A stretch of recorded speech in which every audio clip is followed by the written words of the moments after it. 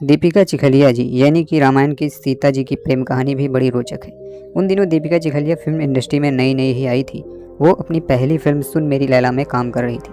उस वक्त तक दीपिका जी को जरा भी अंदाजा नहीं था कि वो कभी रामायण नाम से कोई सीरियल बनेगा और उसमें सीता का रोल निभाकर ये हमेशा के लिए आम जन के लिए सीता ही बन जाएंगी। दीपिका को इस फिल्म में एक काजल ब्रांड का विज्ञापन करना था।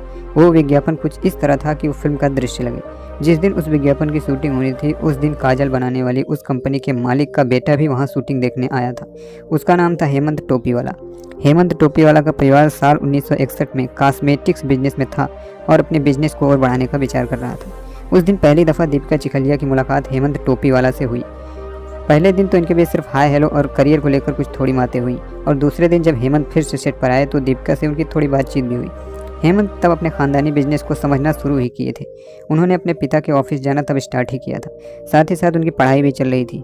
फिल्म की शूटिंग कंप्लीट होने के बाद इन दोनों की कोई मुलाकात नहीं हुई, लेकिन लगभग 1 साल बाद हेमंत टोपीवाला ने दीपिका चिखलिया को उनके घर के पास स्थित एक ब्यूटी पार्लर में आते देखा। हेमंत जी ने दीपिका से मुलाकात की और दीपिका को बताया कि वो पूरे 1 साल से उनसे मिलने के बारे में सोच रहे थे। उस मुलाकात के बाद अगले कुछ सालों तक दीपिका चिखलिया और हेमंत टोपीवाला की मुलाकात नहीं हुई। फिर साल 1991 में एक फैमिली फ्रेंड के जरिए एक दफ़ा फिर से दीपिका चिखलिया और हेमंत टोपीवाला एक दूसरे से मिले। दोनों के बीच 2 घंटे तक बातचीत हुई। उस बातचीत में हेमंत जी ने दीपिका जी को अपनी भावनाओं के बारे में बताया। दीपिका जी भी शुरू से कहीं ना कहीं हेमंत जी को पसंद करती थी, तो उन्होंने भी फैसला किया कि वो हेमंत टोपीवाला को ही अपना जीवन साथी बनाएंगे। ये 28 अप्रैल 1991 की बात है। अगले दिन दीपिका चिखलिया जी का जन्मदिन था। अपने जन्मदिन के दिन दीपिका चिखलिया ने अपने माता पिता को बता दिया कि वो अपने लिए जीवन साथी की तलाश कर चुकी हैं।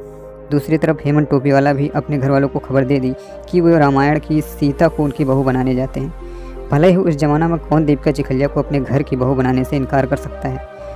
हेमंत टोपीवाला के घर वाले खुशी खुशी दीपिका को अपनी बहू बनाने को तैयार हो गए। दूसरी तरफ दीपिका जी के घर वालों को भी उनकी पसंद से कोई ऐतराज़ नहीं था, इसलिए उसी दिन दोनों के घर वाले मिले और उनकी एक छोटी सी सेरेमनी हो गई।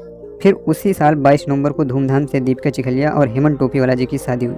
उनकी इस फिल्म इंडस्ट्री की कई हस्तियों से शिरकत की थी। सुपरस्टार राजेश खन्ना भी इनकी शादी में पहुंचे थे। दीपिका जी की शादी को अब 35 साल का वक्त हो चुका है। आज दीपिका चिखलिया जी का जन्मदिन है। 29 अप्रैल 1965 को दीपिका जी का जन्म हुआ था। इनकी 2 बेटियां हैं, निधि और जूही। दीपिका जी राजनीति में भी अपनी किस्मत आजमा चुकी हैं। साल 1991 में वो गुजरात के वडोदरा से भाजपा सांसद भी रह चुकी हैं। राजनीति में दीपिका जी को लाने का श्रेय रामायण के रावण का किरदार निभाने वाले एक्टर अरविंद त्रिवेदी जी को दिया जाता है। उन्होंने दीपिका जी को भाजपा नेता लाल कृष्ण आडवाणी से मिलाया था।